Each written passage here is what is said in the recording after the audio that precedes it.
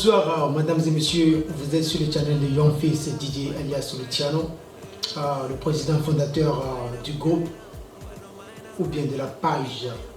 nommée Cultural Fusion, c'est-à-dire la fusion culturelle en français, bien sûr. Alors, je suis avec vous pour vous présenter deux grands points qui se passent actuellement sur notre showbiz togolais, bien sûr. Les deux grands points sont les suivants. Le premier point, le nouveau tube de Centrinos qui fait bouger tout, quoi. Et puis le deuxième point, les awards du Togo qui font désigner des artistes, des promoteurs, des DJ, ceux qui méritent des trophées, quoi. Bon. Le deuxième point, c'est sur les awards. Ok, Centrinos, merci. Il fait tellement froid ici, mais je t'en suppose tellement que j'ai de la chaleur dans mon cœur. Merci encore une fois. La famille, ce que je vais dire, ça concerne que le 228, donc je ne vais pas utiliser le français ni l'anglais pour que les gens écoutent ce que nous allons dire en famille, quoi. Donc je vais aller enlever. Dès qu'on vient il est léger. 228, dès qu'on est léger. Tout d'abord, bon temps de fête à tout le monde, bonne fête de Noël et puis bonne fête de fin d'année. Dieu va nous aider aussi à voir la nouvelle année. Donc, mesdames et messieurs, vous êtes avec Young Face sur les deux grands points. Cas Centrinos. La famille, ce que Centrinos vient de faire, vraiment, je ne sais pas comment qualifier son équipe, tous ceux qui l'ont dit. L'équipe Adebayor, l'équipe Centrinos même, et puis tout l'entourage, quoi. Je vous dis un grand big up, c'est pas facile du tout. Le son que vous avez fait sortir, ça cartonne partout, ça cartonne. Et chapeau à vous, c'est ce qu'on veut pour le showbiz togolais. Je suis tellement écœuré et triste de voir certains artistes togolais qui critique le petit, que le petit n'est pas dans son jeu, qu'il faisait tel beat et puis il est arrivé à ce beat. Le petit, il a compris le système, il a compris le showbiz togolais. Nous tous, nous le voyons. Mais qui me connaît quoi, ben le showbiz togolais, il est tutué, il peut nous faire que la doué brimou. Faut la doué les mains bien comme la doué, il est quoi là. Donc, fi que tu l'as été pour nous, il a dit, il a pour déjà, il va sortir. Showbiz a sorti de mat mais et tes mat et pas bien à mieux à doubler la gloire c'est toutes les filles qui alors courbi avec la tout fille qui et pour moi joie niato mais et artiste debe diobe ha et elle travaille côté R&B mais ne ba die ni nya ko be tiens la do vion mais munyo benare artiste togolais niato la clon la auto qui ont été pas vieux a sorti ebe vu pas mais la be avec l'équateur bon au fait veuillez m'excuser, il n'y avait pas de millions de voix. Il n'y a pas de zubewa, il n'y a pas de zuba. Il y a un quoi. Il y a et nous, qui millions, dès que Adiba Opera Mianchi, Bele Voulia, et les Vemia, même Tochan, Nemile, ne les Vemiare, Niachamila, Blaoula, virer le funalo, Niachamila Polagbea, Mindagbeori. Même si Adebayor devient un tochan kudo et on décale au mort quand tochan ou bien une journée tochan de quoi mais qu'elle a pas la gueule mais qu'elle a pas la gueule alors artiste qu'elle a pas le numéro la gueule donc cessez de faire ça amener des morceaux à tout morceaux à les cartonner à monsieur Milano pour monsieur Milano café quoi n'a imaginé bien et rend que petit date difficile bon ami gagner c'est les éditeurs promoteurs gagner c'est quoi et Togo tout le dialogue une journée mais ami a pas vu avec couteau réa il y a eu Togo avait investi au ramekwe et voilà pata ami a la pas et promoteur tout fi ami a la pas contrat tout fi reki nini quoi mais be wela ya charge ni boya du bala gen mi la tin na go me voilà on a du ba cha bela a du bala gen le dia me sia me la du aro donc aré nyato de ku gana ni aré ngba no ni no artiso ami sia me la peto Amicia mais il va blâmer nous quoi. Nous on comme il est blanc c'est de l'enfantillage de vivre nous quoi. Fi kemi le ne Togo showbiz fi fidien.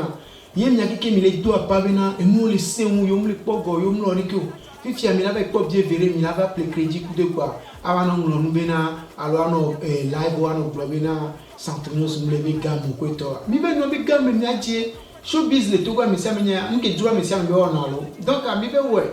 ne mi pop bena rap yo ja jiwa lo nke mi la gbe ji et ji la gbe jo population a tian quoi mi be we quoi nya et so par exemple me domaine il me propose que il me laisser soin wa vous ouvrez les caves d'écouteurs ni d'auto mais c'est soin quoi et là on parle dit quoi mounya gbe que ndotron le dos et là on parle dit bien et c'est ma be au vitano bien c'est yo vo la bloquer les globe vitano ye wo ke le bita gomia o le globe munu ni ato mi da sipo na blabla kwa milado mi laisser mais blabla kwa milado mi da sipo na e mi ke mi no poison to mi dana to go show bizarre mi le kwera ni nyatori kare dindi to e drakeo e picaluzio e meko e milano yo mi c'est quoi mi c'est mi a tout vinu chi quoi le ne ko mi la to kumbo mi la pousser no voilà mi a dénigrer mi a fumpe milano nyani mi ha chitoro je suis un DJ et DJ attend mais les nourrir 100% à moko de 6 mois ils vont vous le dire donc ne mi wenyere la nyona mi quoi ye tout quoi qui là no tijua mi c'est bien sinon son que déjà ouais c'est ça c'est ce que nous voulons faire mais pobena et kema de que là-bas il temps et oméa et là il est là-bas trova garde-moi défenseur on a nuit défenseur va dona gialo mi pona fouté défenseur va tuna ta garmo dona gialo mi bena a giamu yo bena et me de poste bele pour abe attaquer no bela dagia niato mi jole mi va aussi mais quoi né et showbiz aba yin ko mi sia mi ami le dogbira mi ataba nyona mi mo ke mi so am le farti lo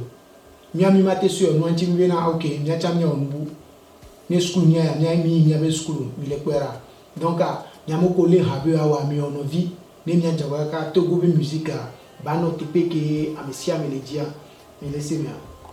ah un instant hey mama how we call you back okay how we call you sorry veuillez m'excuser les gars donc mi le quoi nene no la yi won be la nyu sinon abe ya doit faire mamener no via pour e kokko gali mene baguya on to la wang lo la ba dugali wa adula non le quoi donc Centrinos be hale 100% et hanyu nyanto mi po léger que ma flameuse diaré mais rappeur be nyanto mi dana pas bon et dit léger a mis le bon bois voilà que mi peut mi no nyano via web et to aja cartonné to mi pese le mot dominer mi diagram on va y mi trouve un beau domaine monsieur donc on part au premier point donc pour aller je dis merci grand merci à l'équipe chez à l'équipe Centrinos à tous les promoteurs qui ont aidé le clip et puis le son qui encore I wanna say big up to you Starboy since Accra to let us do this big featuring with Togolese singer. We say thank you a lot. May God bless you and you come back again do more featuring for us. Okay, thank you so much. Donc bientôt il y a point vigouandi point vigouan et les ninko et les ni award au benyali lomi award to me to apena mi nyaki chama to apena mi lo parce que nous kemile wa elolo moi me soumela te o ni le nous et nous kemile wa ye bebu ale mi nko ya pero showbiz togolais anti ne banande allo voilà et comme nya et ni all our music kudo Eros bon et que pendant faire donc les pauvres maçons non rôle nous me voir m'ba les pauvres gars mo tient mo les sous nya bon les sous information ko tient mo les nania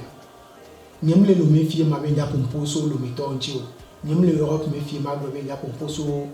et Europe ton tio voir state yemble asanyo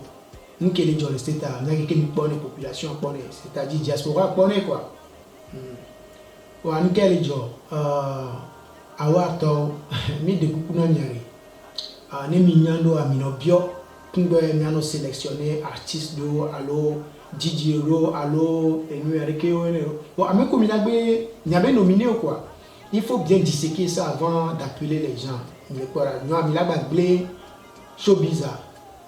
Diaspora, attention, on peut nous rôle le temps, tu peux bourrer les séminaires. Voilà, même télé, so une kenny César, son César, là, so ma auto ni ma oua, et la bague noire, ma oula va bidji, alors César la bidji. Il faut qu'il y ait d'abord. Ni ma soeur, il y a encore. On est passé à Eros des listes des DJ de la diaspora. On peut en voir en live des listes à Moussa Bobo, nous battons pour nous mener la porte DJ. Mais on va dire, on sort DJ à le bureau, sans payer une liste. Moi, 3 jours, on va sortir et nous a DJ à le bureau, on va sortir payer liste. Et va y aller. Mi va signer à l'eau, on va dire, nous, à mon rôle, nous, comme quoi, mais c'est non, quelqu'un. Kakaba et artiste chanteur on dit mi va c'est une joga chanteur on bidjiwe au sona yo kwito no ke mi kwa award to bilesia nyawe les diaspora quoi nyawe les diaspora mi maté c'est diaspora comme diaspora entité boué quoi monde vous me vérifier donc de amongba vano wa gelena mi quoi mi koko pantala jana kwa bena chile gomini ala into ba fo dijinene ma c'est bien. Et ni maso idia ni mi chanteur voilà mi pona chanteur de Cameroun na bali diaspora mi kuito voilà mi ba pona on a trophée nous et orika bon nya DJ ni kaka solo mi lo DJ ni bendo ma globe 17 ans ya pour ba aller step mi ba aller continuer genre et mi pona moko on a dans les filles quoi exemple année passée à mi po nominé comme wa amoureux événement tout cuit le 4 été au même anniversaire tout on a connu bébé diomo voilà mi va parler et nominé au mignal quoi donc mignal qui mi on a mignamina nyawa to mi son téléphone là yo améré mi d'ici les states mais allo Europe mais allo Sénégal allo Ghana be doke o d'ici américain be d'ici américain va pour no be o DJ mi la so awre mi manon ni ore mi yo va ba gbalé mais yo va ba gbalé les mi ko Facebook les Instagram les et social network ou les Google même il y avait web il y avait site qui tourne Jimmy on a noyé il a été créé au fond ou soit pour voir les choses plus claires en 2000 il a été créé oh là bon diaspora là tu web présélection les filles moi là d'accord là on là on liste et ni 100 personnes ni DJ ils vont venir en tant que des DJ mais 100 personnes ni chanteurs ils vont venir en tant que chanteurs vous voyez et puis la population de la diaspora va faire son choix. La population qui habite ici en tant que diaspora va faire son choix. Il y a une présélection à réunir, mais là, il y a un événement. Voilà, il y a un téléphone pour la UAMEABO. Amé Awanami avec allo Mila Jessia allo Lani amitié Benoît. Mila Batro ou showbiz quoi. Exemple, PMM, qui me quoi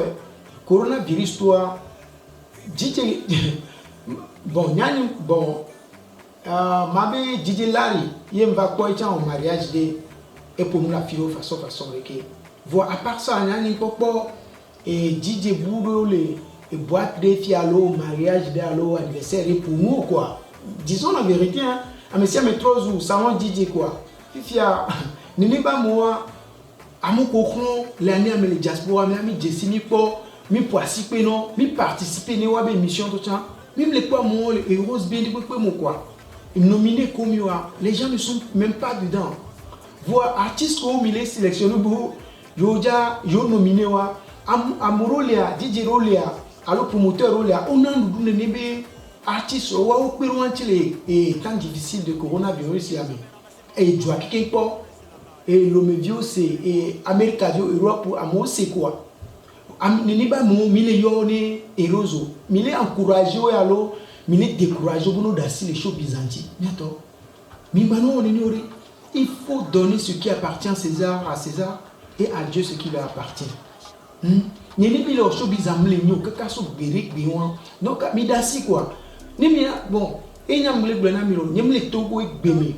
nyam le sol togolais dit ma beri quelque voici que Mliani m'a dit ouais nous amidasi bientôt mila ouais quoi structure le fier vous pour quoi to là awari kuito voix Pourquoi Milano est séparé, à Messia Milano, tout côté gauche, côté droite, étant donné que